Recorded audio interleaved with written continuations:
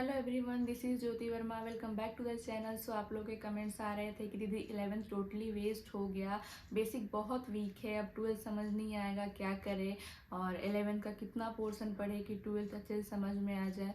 सो देखो, 11th basically waste होने के बहुत सारे रीजंस हो सकते हैं, जैसे कि डीमोटिवेशन हो रहा था, सब कुछ नया नया था, कुछ समझ नहीं आ रहा था, स्कूल से टाइम नहीं मिल रहा था, डिस्ट्रैक्शन था, या फिर क्वेश्चन प्रैक्टिस करें तो क्वेश्चन समझ नहीं आ रहे थे, बहुत सारे रिसोर्सेज यूज़ कर लिए थे और एनसीईआरटी पे फोकस नहीं करा। तो इसके बहुत सारे रीजंस हैं। आप में से कुछ नीट 2025 एस्पायरेंट ऐसे होंगे जो रेगुलर स्कूल जाते होंगे, कुछ ऐसे होंगे जो डमी लिया होगा जिसने।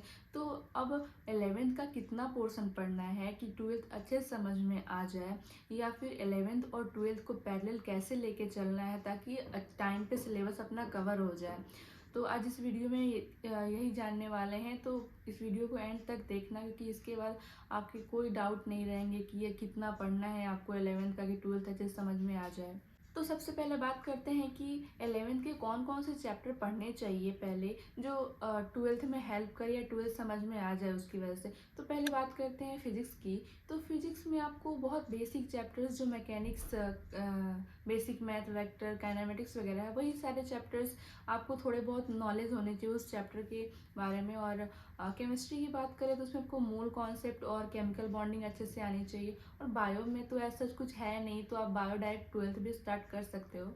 अब बात करते हैं कि 11th और 12th को कैसे पैरेलल लेके चले, जैसे जिससे कि अपना जो सिलेबस है वो टाइम से कंप्लीट हो जाए और आपको मिनिमम 2-3 मंथ्स मिले रिवीजन के लिए। तो आप ऑफलाइन कोचिंग में हो या ऑनलाइन कोचिंग में हो, 12th के जो भी लेक्चर्स आपके क्लास में चल रहे हैं वो सब आपको डेली करने हैं। उस टॉपिक से रिलेटेड क्वेश्चन प्रैक्टिस जो भी आपके 12th में चल रहा होगा वो आपको करना ही है। और साथ में आपको 11th के लिए भी 2 से 3 घंटे निकालने हैं, और स्टार्टिंग से 11th को पढ़ना स्टार्ट करना। ऐसा नहीं करना कि बस ऊपर ऊपर पढ़ लिया 11th के पोर्शन को। आपको जो भी पढ़ना है ना, अच्छे से पढ़ना, डिटेल में पढ़ना है। ऐसा नहीं कि एनसीईआरटी के बाहर पढ़ना है, बट बहुत थॉरली आपको एनसीईआरटी की बुक पढ़नी है।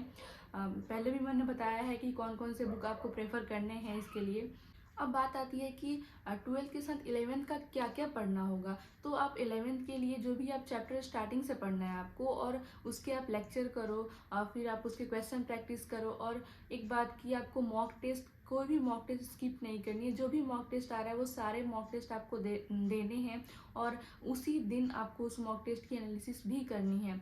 अगर आप ये सोचोगे ना कि 12th पहले ख़त्म कर लेते हैं उसके बाद 11th स्टार्ट करेंगे, तो बहुत सारा बर्डन हो जाएगा।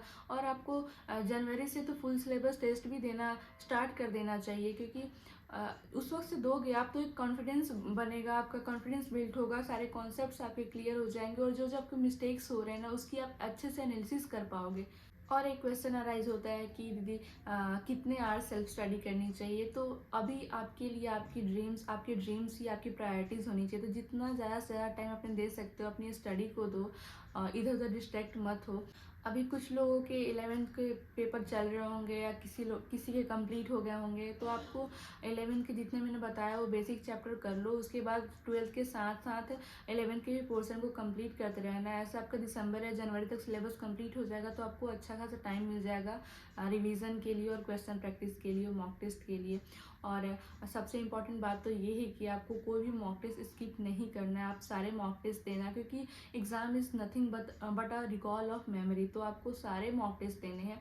ऐसा मत सोचना कि इस मॉक टेस्ट के लिए नहीं पढ़ा तो ये स्किप करते हैं, बिल्कुल नहीं। आपने जितना पोर्शन पढ़ा ना उसी पोर्शन के से रिलेटेड क्वेश्चन को ही अटेम्प्ट करो, और उसमें देखो कि क्या मिस्टेक करे हैं आपने। जो पोर्शन आपने नहीं पढ़ा है उसमें से भी क्वेश्चन देखो किस तरह के क्वेश्चन आते हैं, उससे आपको एक आइडिया मिलेगा कि हाँ, इस वाले पोर्शन से इस तरह के क्वेश्चन फ्रेम होते हैं। कुछ लोग ऐसे होंगे जिनका 11th का आधा पोर्शन या 70-75% हो गया होगा, कुछ पोर्शन बाकी है, तो उनको बैकलॉग कैसे कवर करना है 12th के साथ। तो आप ऐसा कर सकते हो कि 12th के आपके जो भी लेक्चर या जो भी पढ़ रहे हो आप, उसके साथ 1-2 घंटे आप 11th को भी दो, और उस जो भी पोर्शन आपका बाकी है उसको कवर करो, और फिर रिवीजन भी साथ साथ रखो 11th का, ताकि आप 11th भूल ना जाओ। सो अब आई होप इस वीडियो से आपकी सारी कन्फ्यूजन्स दूर हो गए होंगे। सो इस वीडियो को यहीं एंड करते हैं। Thank you so much.